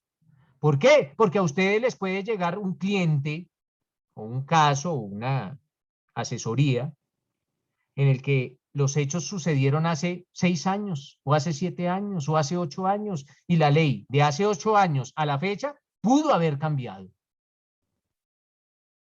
Entonces ustedes se tienen que remitir a la ley vigente al momento de los hechos, no al momento del juicio, sino al momento de los hechos. Esa es la regla general. Esa es la regla general. Pero pueden haber excepciones. ¿Y cuáles son las excepciones? Aquí están, la retroactividad y la ultraactividad de la ley penal. Esas son las dos excepciones. Retroactividad y ultraactividad de la ley penal. La primera excepción, la retroactividad.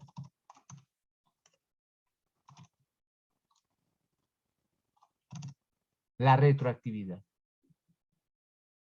¿Cómo entendemos la retroactividad? Es muy fácil. Resulta que la ley vigente al momento de los hechos pudo haber sido derogada. ¿Por qué? Porque nació una nueva ley que aumentó las penas. Aumentó las penas. En Colombia, las penas suelen cada vez ir en aumento. Cada vez el legislador, allá los tipos estos del Congreso, cada vez aumentan más las penas. Aumentan más las penas. Déjenme termino y después les concedo el uso de la palabra. Aumentan las penas. Y si aumentan las penas, ¿quiere esto decir, doctores, que la ley vigente ha quedado derogada? ¿Por qué? Porque nace otra nueva ley que aumenta las penas. Entonces, en esos casos el juez observa. ¿Cuál es la ley más favorable al procesado? ¿La que estaba vigente al momento de los hechos o la que está vigente ahora? Y si la ley vigente al momento de los hechos es la más favorable, la aplica. Porque es más favorable a los intereses del procesado. Entonces, una ley que eventualmente ya pudo haber estado derogada, la aplica hoy. ¿Por qué? Porque esa era la ley vigente al momento de los hechos, inicial requisito, y segundo, es más beneficiosa para los intereses del procesado. En eso consiste la retroactividad. Traer leyes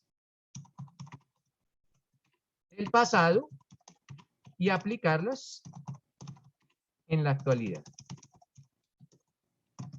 Por una razón, por ser más beneficiosas. ¿Y más beneficiosas a quién? Al procesado. Y ojo, no son todas las leyes del pasado.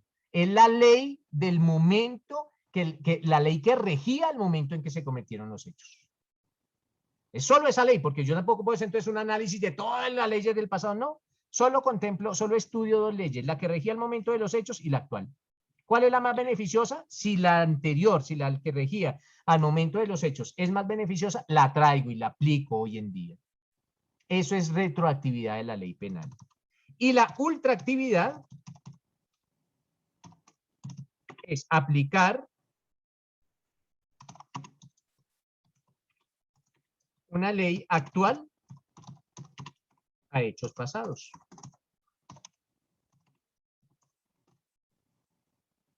¿Por qué? Porque es más favorable.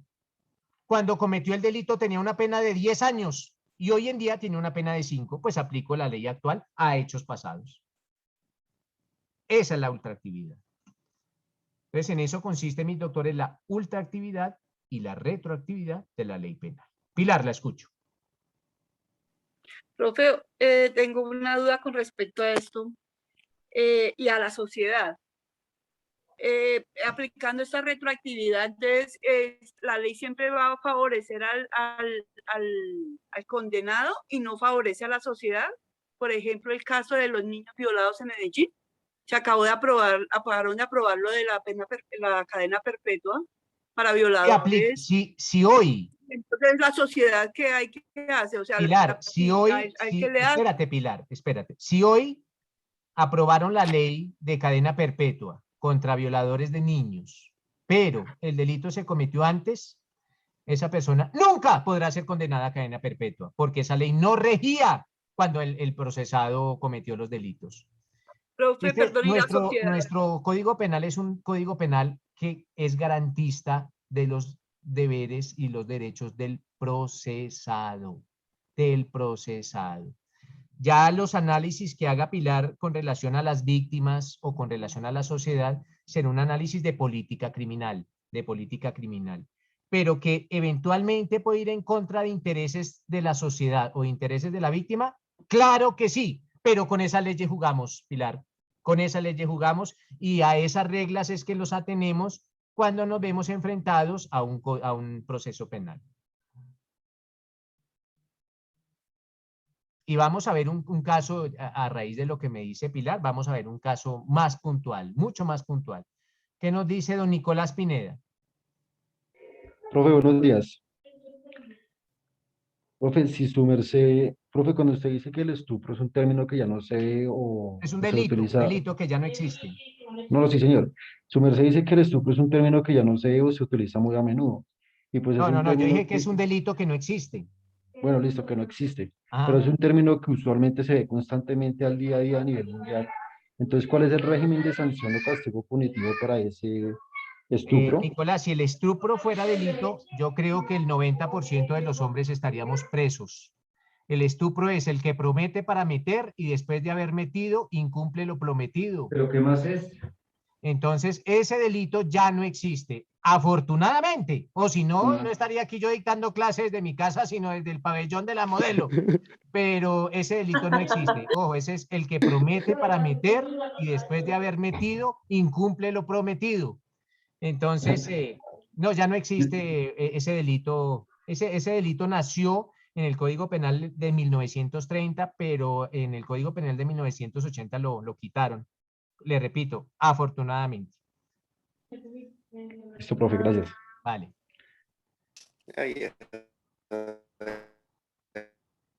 Entonces, volviendo al caso que nos planteaba Pilar, miren cómo, claro que sí, puede pasar que la retroactividad y la ultraactividad a veces no sean justas, pero se aplican. Y con esas normas es que tenemos que jugar, pero en ocasiones, doctores, no son justas. Y antes de a Moisés tiene aquí también la mano levantada. Moisés, ¿alguna acotación?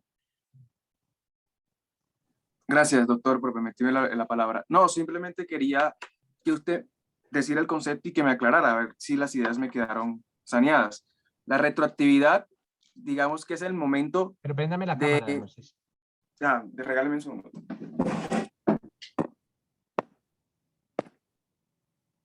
¿Acá? Bien. La retroactividad, perfecto. En el momento, la retroactividad tengo entendido que es en el momento de los hechos.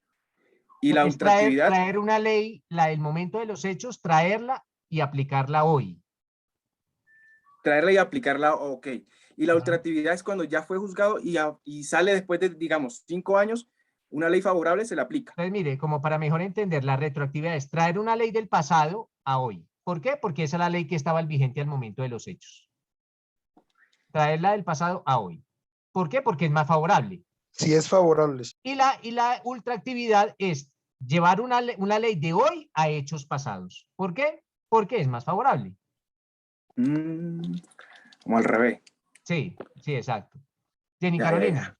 Gracias, doctor. Profe, de pronto con lo que dijo Pilar, por lo que pues entiendo, digamos, el derecho penal, independientemente al que estemos, o sea, que sea culpable o no, vamos a ayudarlo a él y sacar a un lado la culpa que hizo. Por eso creo yo que el beneficio es para el culpable y se trae el beneficio para el culpable y no pues para la persona que hizo el daño.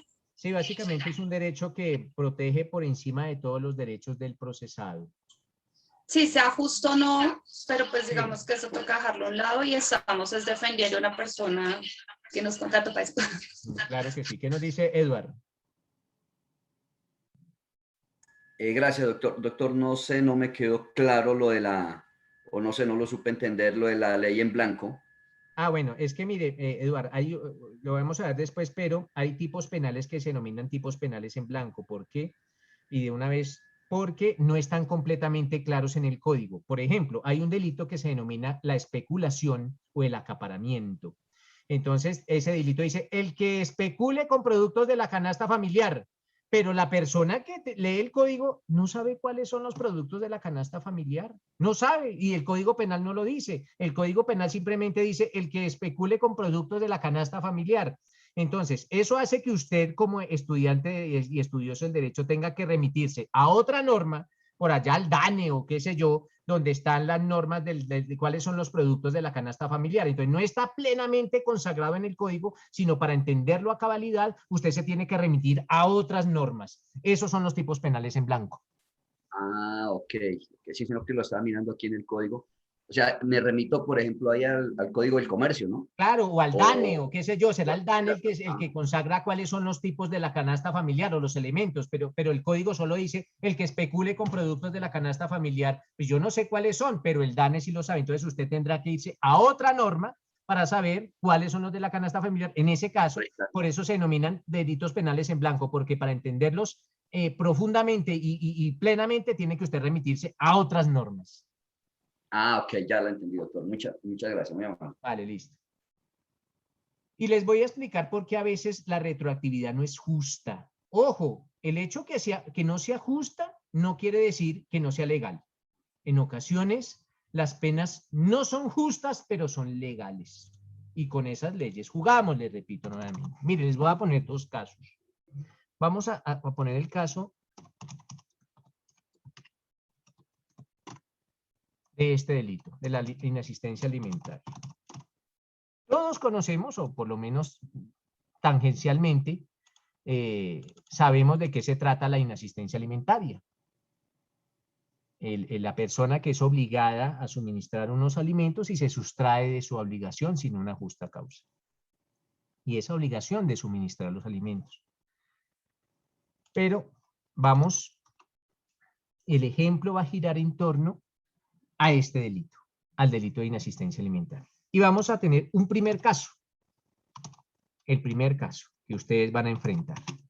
Ese primer caso dice que A es el procesado, incumple sin justa causa, su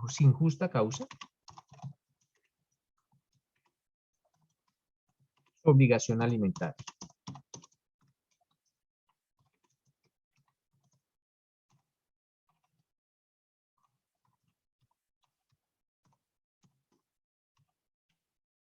A, ojo, aquí ustedes están analizando la conducta de A. ¿Y A qué hizo? Incumple sin justa causa su obligación alimentaria.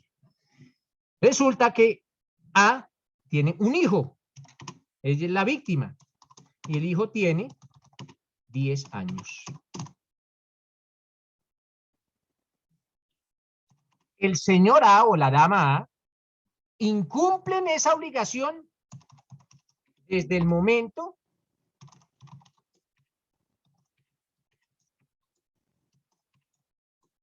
en que el niño nació.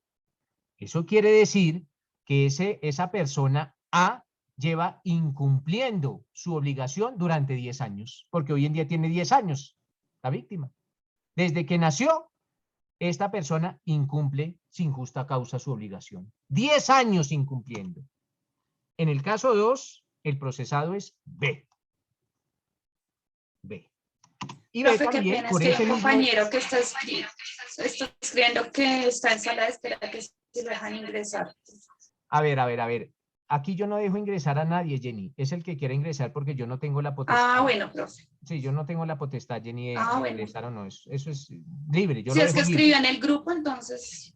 no Sí, sé, dígale listo, profe. que no nos interrumpa la clase y que se conecte como todos ustedes se han conectado porque yo no leí la autorización a nadie, ¿vale? Vale, profe, gracias, qué pena. Entonces, miren el caso. Ahora volvemos al caso. Que en esto si nos desconcentramos es terrible. Miren el caso, en el segundo caso es B, pero vamos a hablar del mismo delito, inasistencia alimentaria. Y B incumple sus obligaciones también. Pero el niño de B, ojo, el niño de B tiene 1 año. Y este B, este irresponsable del B o esta irresponsable, porque esto es tanto de hombres como de mujeres, incumple desde el día en que el niño nació. Entonces, doctores, estamos ante 2 casos. En el primero, A incumple y lleva 10 años incumpliendo. Y en el segundo, B también incumple y lleva 1 año incumpliendo. Ahora, doctores, ustedes son los jueces de estos 2 casos. La pena para el delito de inasistencia alimentaria actual es de 5 años de prisión. Ojo, esa es la actual, por eso estoy diciendo actual.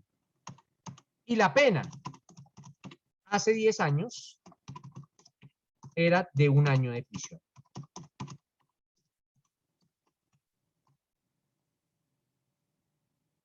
Entonces, mire, la pena actual es de 5, pero hace 10 años la pena era de 1 año.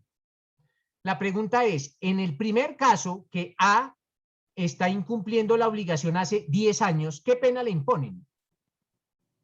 ¿Qué nos dice 1 año, Pilar? profe. Pilar.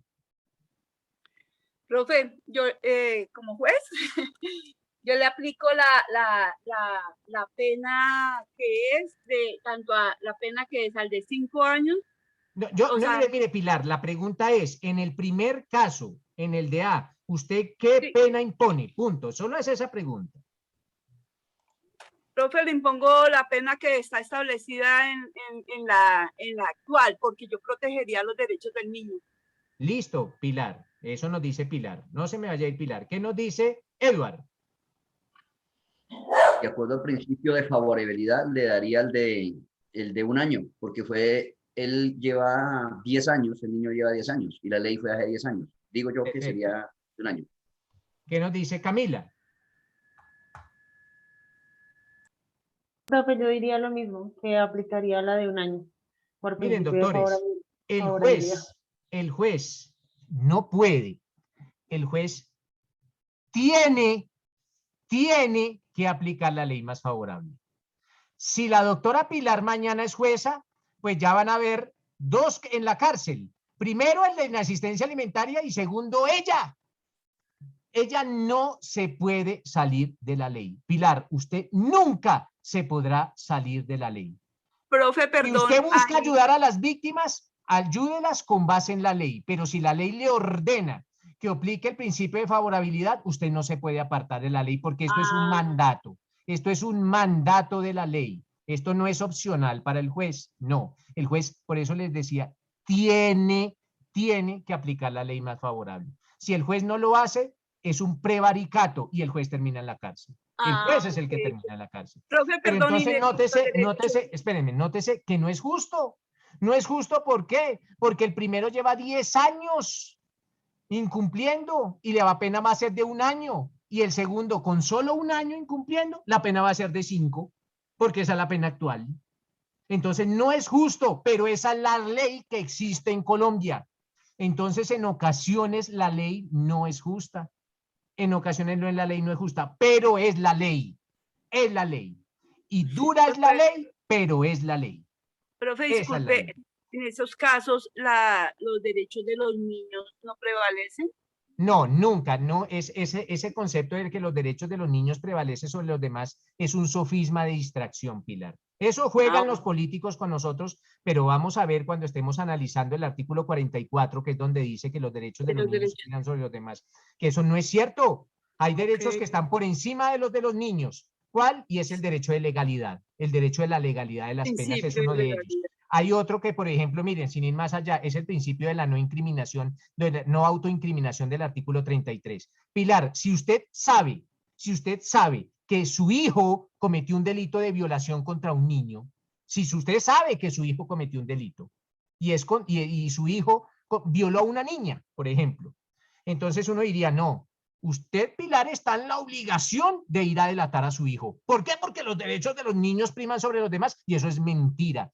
No, hay un derecho que está por encima. Es el derecho que usted tiene como madre de ir a testiguar en contra de su hijo. Usted puede hacerlo o no puede hacerlo, porque es su hijo y el artículo 33 la protege. Y el artículo 33 está por encima del 44. Pero eso ya va a ser un análisis más profundo por cuando estemos más adelante y más adelante. Pero esto son puerticas y ventanitas que dejamos abiertas. ¿Vale? Pero miren, doctores, cómo llegamos a la conclusión que la ley no es justa en ocasiones. En ocasiones no es la ley, pero es la ley. Es la ley. Es la ley. Bueno, mis doctores, dejemos ahí. Espero les haya agradado. Esta es la metodología de clase. Así es que yo enseño. En la virtualidad, en la presencialidad es de otra forma, pero es así. Espero les haya gustado. Nos vemos el día de mañana y muchas gracias por su asistencia, doctores. Profe, ¿le puedo hacer una pregunta antes de que finalice la clase? Claro. Escucho a la doctora Camila. Profe, lo que pasa es que tengo una pregunta, o sea, respecto a lo que decía Pilar de esa ley que juzgaba, digamos, de cadena perpetua, creo que le entendí, para violadores. Pues me genera curiosidad porque, no sé, tengo entendido que el bloque de constitucionalidad indica que, o pues los tratados que hemos firmado indican que no pueden haber penas de muerte ni cadenas perpetuas. Entonces, ¿cómo se Lo que pasa, trabaja eso Camila, ahí? es que para que se aprobara la ley de cadena perpetua, se tuvo que haber reformado la Constitución. Entonces, ahora la Constitución se reformó y ahora sí se admite la cadena perpetua. Profe, ¿ya está en firme? ¿Ya está en firme? Ya está en firme y ya está reglamentada. Yo les envío en un ratico la reglamentación, ya está reglamentada. Profe, y lo mismo que el de la paternidad, perdón, el de la inasistencia alimentaria también ahorita, ayer, el presidente determinó que también volvía a tener cárceles por inasistencia alimentaria. Siempre ha tenido cárcel, Pilar. Siempre ha tenido cárcel. Ok. Ok, gracias. Vale, Jair, ¿quién dice? Aquí yo estoy para responder, no tengo Tengo una afán por ahora. pregunta. Sí, Dara. Profe, tengo una pregunta. En el segundo caso, en el del niño de 1 año, ¿se le puede aplicar la retroactividad? ¿Sí? ¿Tengo entendido? No, porque la ley hace 10 años era de 1, pero resulta que hace 1 año, que es la actual, es de 5, entonces toca aplicarle la de ahorita, no la de hace 10 años. O sea, Solo se miran no va 2 años, lo de solo ser se más miran 2 favorable. leyes, Dara. La del momento de los hechos y la actual. Ok, gracias. Vale, perfecto. ¿Quién más? Profe, buenas. Escucho a Jessica. Disculpa, tranquila, dale. Gracias, compañero.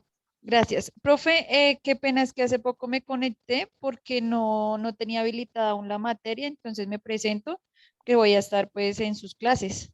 Bueno, listo. Entonces, gracias. Si no pudo ver la clase, ya mañana la puede repetir en la plataforma. Ahí está la clase, ¿vale? Gracias, profe. Listo, perfecto. ¿Quién más? Profe, yo no me gustaría ser intenso, pero yo debo insistir en esto. Sí. Lo que pasa es que no entendí muy claramente lo de la justicia transicional. Bueno, venga, Moisés. préndame la cámara. Si usted fuera si usted hubiese sido guerrillero, ¿cuándo cometió el delito, digamos, una masacre, que usted hubiera estado en la toma de un pueblo? Eso lo cometió ¿hace cuánto? Hace 15 años, por ejemplo, que se dio una toma de un pueblo. Pero usted hoy, usted como es guerrillero, se acoge a Justicia Especial para la Paz. Pero le pregunto, ¿hace 15 años existían esos magistrados? La respuesta es no. No existían esos magistrados. Y la otra pregunta es, ojo, hace 15 años existía la ley con que usted lo van a juzgar, la ley de Justicia Especial para la Paz. No, esa ley no existía hace 15 años porque esas leyes nacieron con la Justicia Especial para la Paz. Entonces, nótese que eso es una justicia transicional, la ley que lo va a juzgar a usted, la ley.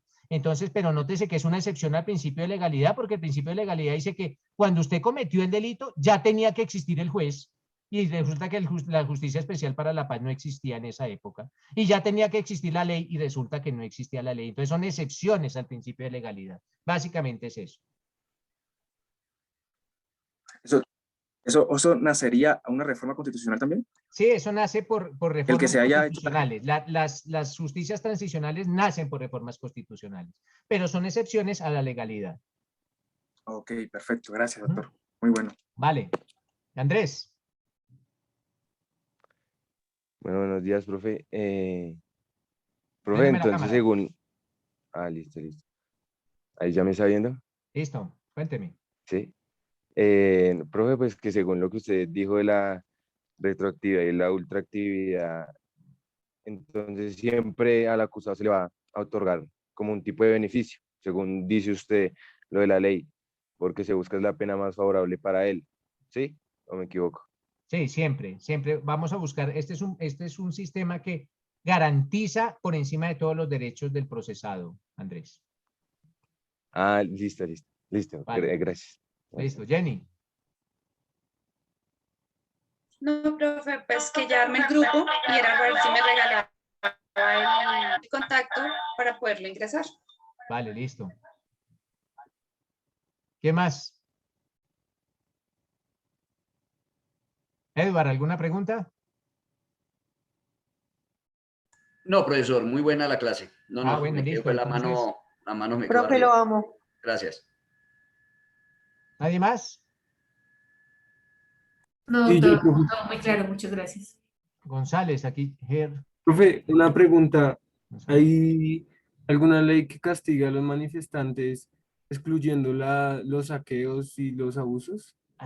Eso lo podemos analizar por allá un viernes sobre el derecho a la protesta y hasta dónde la protesta, es que a veces, mire, lo de la protesta, hombre González, lo de la protesta trae consigo, mire, es que protestar sin bloquear una vía, pues eso no es protestar, porque ¿quién le va a parar bolas a un pendejo que se haga al lado de la carretera? Nadie le va a parar bolas a ese pobre. Como si se ejerce un poquito de presión, pero eso se tiene que mirar con lupa en cada caso y todo, pero yo soy, bueno, yo después ya van a mirar cuál es mi postura, pero por ahora no nos metamos en eso, pero que haya ley, no hay ninguna ley ahorita, señor González. Ah, listo. Gracias, profe.